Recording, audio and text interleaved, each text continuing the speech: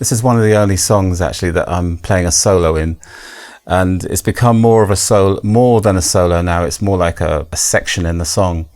I remember in the studio we were in disco music. We always have like a bass breakdown where everyone goes crazy on the dance floor, and this was my little moment, and I just came up with this melody from God, I don't know where it came from, but I played it, everyone loved it, and Saida, who's singing lead vocal on this, gave me a kind of introduction.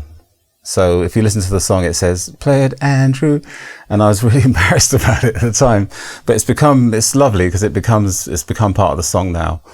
And even when I hear covers of it on YouTube, they sing that line with my name, so it's very cool. And my kids love it. So I'm gonna play the solo, maybe slowed down so you can hear all the little bits and bobs in there.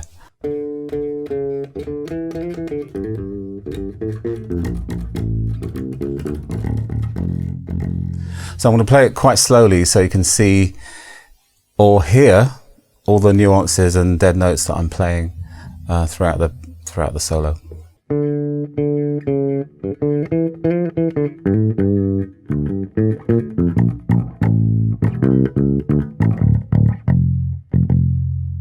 So You Are the Universe is played, it's one of the only songs that I play on a 5-string.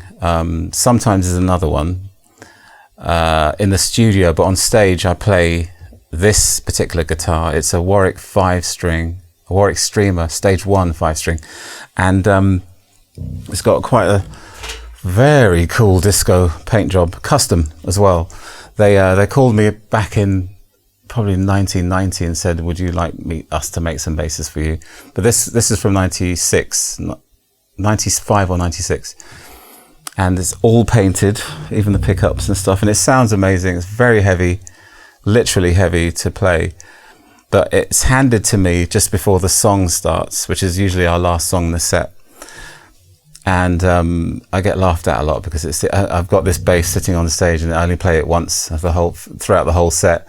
But it's a quite nice little theatrical moment on stage. But yeah, it's a lovely bass, and it's got an extra B, as you all know.